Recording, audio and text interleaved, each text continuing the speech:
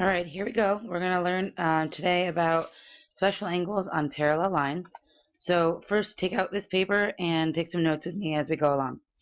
What I want to call your attention to first is if you look down here in the bottom corner, it says A and then this symbol and then C. So if you remember, this symbol means parallel. So if we look at line A and line C, we know that they are parallel to each other. So let's go ahead and mark that. Let me grab my pen here. And you can mark this on your paper as well. And remember, we mark it using the little parallel symbol, the arrow, on the two lines. All right, there we go. Okay, so we have them marked parallel. And first thing we're going to do is go through a couple of vocabulary terms. So the first thing we have is this line B. So you'll notice this B line is kind of cutting through the two parallel lines. And when it does that, it creates four angles up here and four other angles down here. Now this line up here, we call it the transversal. So line B is called a transversal. Let me click on this here. So a transversal is a line that intersects two or more coplanar lines in different points.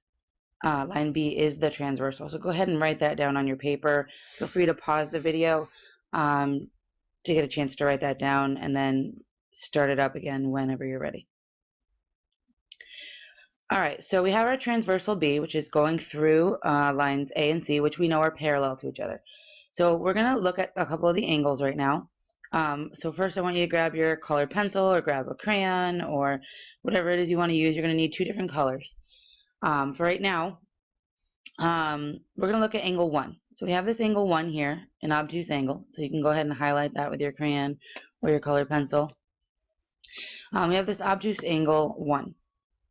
And this angle 1 has another angle that's very similar to it, looking down on the other line. So angle 1 is up on line A, and if you look down at line C, there's an angle in the same position as angle 1. That's angle 5 right here. So go ahead and highlight this one in the same color. So these two angles are what we call corresponding angles. They're angles that are located in the same spot if I move up and down the transversal. So I go from one line to the other line that is parallel to it, and I move up and down, and they're both in that top left section of the four angles. So I'm looking at angle 1 and angle 5. Those are both corresponding. So also what you're going to do is you're going to go ahead and grab that other paper that has the chart on it. Let me pull mine up here for you. All right, here we go. So here's the chart. And we have all these vocabulary terms we're going to talk about, different angle pairs that we're going to look at on the along the transversal. So first we have our corresponding angles. So our first angle pair that we said we had was angle 1 and angle 5, and we said that those were a pair of corresponding angles. Let's go ahead and write those down here. And the description that we gave of those angles here are angles in the same spot when you slide up and down the transversal. Now, if you remember, both of those angles are obtuse angles, and if you look at them, they actually appear to be exactly the same size. If the two lines are parallel, they are in fact congruent angles. So we can go ahead and write that over here. Let me pull that back for you.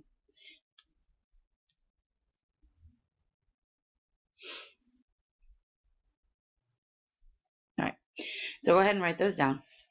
And then as soon as you have those written down, what I want you to do is pause the video, and I want you to find 3 more pairs of corresponding angles. So go ahead and write those down, pause your video, write down your description, write down your relationship, and then come up with 3 more sets of angle pairs that are corresponding. And when you're ready with your answers, go ahead and unpause, and you can check and see if you were right. Pause now.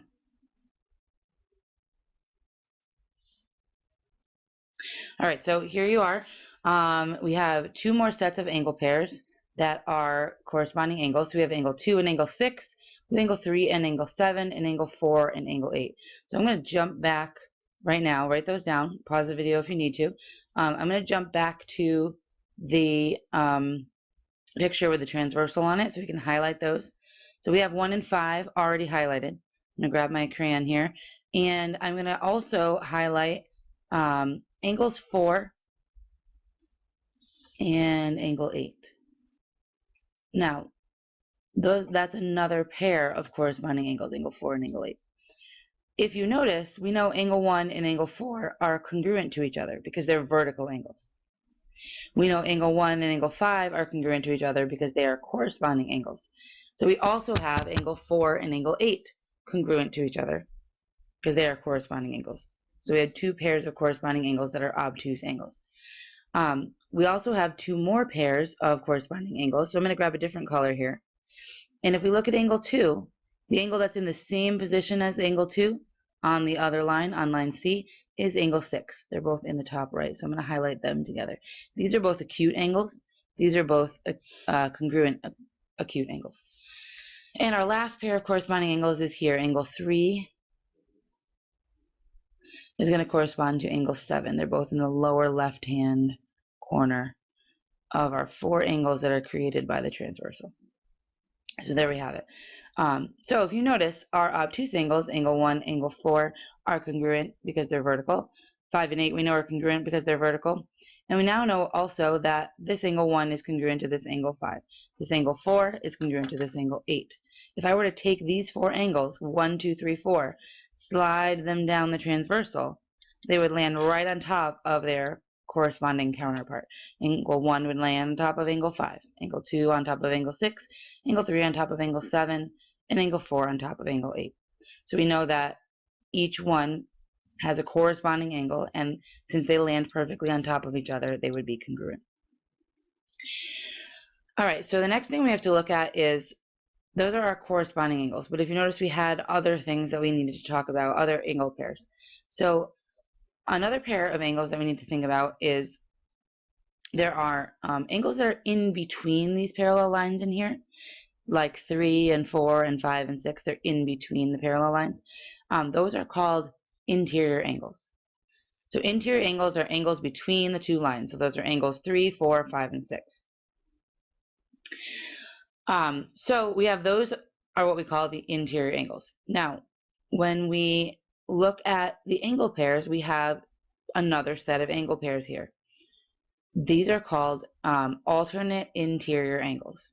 So when we're talking about alternate interior angles, we're talking about angles that have two pieces with each other. So we have angles that are alternate, which means when we talk about the word alternate, that means that they're on alternate sides of the transversal. When we talk about interior, we're talking about these 4 angles. So of these 4 angles, there is a pair of angles that are on alternate sides of the transversal. If I look at angle 3, that is on the left side of the transversal. If I find another interior angle that is on the opposite side of the transversal, I have angle 4 and angle 6, but I'm really focusing on the one on the other line. So I have angle 3 is up here on line A.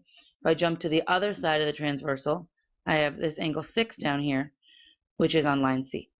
So angle 3 and angle 6 are a pair of alternate interior angles. So let's jump over to our chart here and write these down. So we have our alternate interior angles. We have another pair, which is angle 4 and angle 5. We just talked about angle 3 and angle 6. So go ahead and write those down. Here's our description. They're between the parallel lines, and they're on opposite sides of the transversal. One is at the top line, one was at the bottom line. And the relationship we have here is, if you notice, when you look at your transversal picture, you have angle 4 and angle 5 are colored both the same color. Mine are orange. They're both obtuse angles. They're congruent to each other. And angle 3 and angle 6 were both acute angles, which were congruent to each other. So again, the relationship here is that the angles are congruent. So go ahead and pause the video if you need to catch up and write this down at any time. We're going to move on to look at alternate exterior angles. All right, so we just looked at interior angles. Now we're going to look at exterior angles. So our exterior angles are angles that are outside of the two lines. So if I am looking at these lines A and C, angles that are outside are angles 1 and 2, and out here angles 7 and 8. So just like alternate interior, we now can look at alternate exterior. So if I'm looking at angle 1, that is an exterior angle, I need to find the alternate angle that is also exterior. So I jump to the other side of the transversal. I slide all the way down to the exterior of the two parallel lines, and I have angle 8. So angle 1 and angle 8, both obtuse angles, are alternate exterior angles. You can go ahead and fill that in on your chart, angle 1 and angle 8. There is another pair of alternate exterior angles, and if you need to pause quickly before you write them, before you look at what they are and give a shot, write them down, see if you can come up with the other angle pair.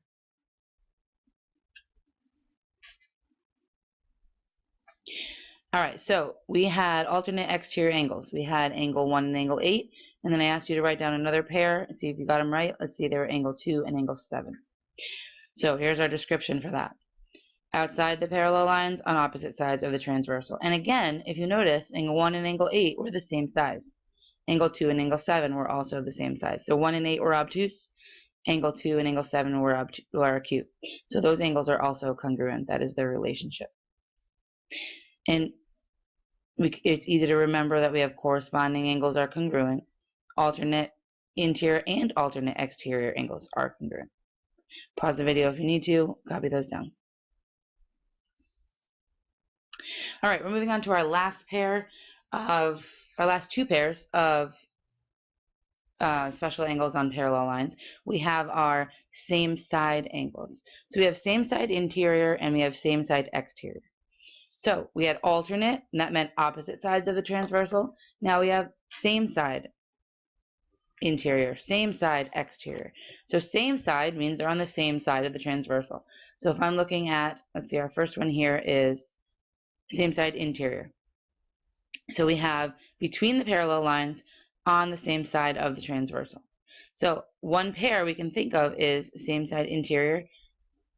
Pause the video for a second actually and see if you can write down the two pairs of same side interior angles just for using this description between two parallel lines on the same side of the transversal. All right, so if you wrote them down correctly, you should have had angle 3 and angle 5, and you should have had angle 4 and angle 6. So let's take a look at what type of angles those are. I'm going to jump back to my picture here. So angle 3 is an acute angle. Angle 5, however, is not an acute angle. That's an obtuse angle. So if I'm looking at angle 3, that's an acute angle. And looking at angle 5, an obtuse angle, and then I have to think about what kind of relationship could they have. Are they congruent? Well, they can't be. One is acute and one is obtuse. But what else do we know about them? Well, we know that angle 3 corresponds to angle 7. So they are the same measure. So if angle 3 was 50 degrees, angle 7 would also be 50 degrees. And what do I know about angle 7 and angle 5? I know that angle 7, if that's 50 degrees, well, angle 5 makes a straight line with it. So they're a linear pair. So when I have two angles that are a linear pair, they make a straight line. And how many degrees are in a straight line? 180. So if this angle is 50 degrees, then angle 5 has to be 130 degrees. So let me write that down here. So we have, bear with me, angle 3, say we make that 50 degrees. We know that 7 will also be 50 degrees. And then because 7 and 5 are a linear pair, we know 5 would have to be 130 degrees. There we go. All right. So what's the relationship between the same side interior pair, angle 3 and angle 5? They are supplementary. 130 plus 50 equals 180 degrees. So our same side interior angles equal 180 degrees. So they are, what is the word for that again? Good, they're supplementary. So let me jump back to my chart here. You've already filled in the other things, so let's grab the relationship here. The angles are supplementary. Go ahead and fill that in. So our last pair we're going to look at is same side exterior. So we already know what exterior angles are. We know they're outside of the parallel lines. We know that they're on the same side of the transversal. So we just did interior, and now we're looking at exterior. So see if you can come up with the two pairs of angles that are same side exterior. Pause the video and then check your answers. All right, so we have angle 1 and angle 7, and the other pair you should have come up with are angle 2 and angle 8. So if you look at those pairs, you have, again, one obtuse and one acute angle in both angles 1 and angle 7, and in angle 2 and angle 8. So same side exterior angles also end up being supplementary. If there's any part of this lesson that you are concerned about that you may not have gotten, go ahead and rewind. Go back and listen to it as many times as you need to so that you are prepared for tomorrow's class. Have a good night.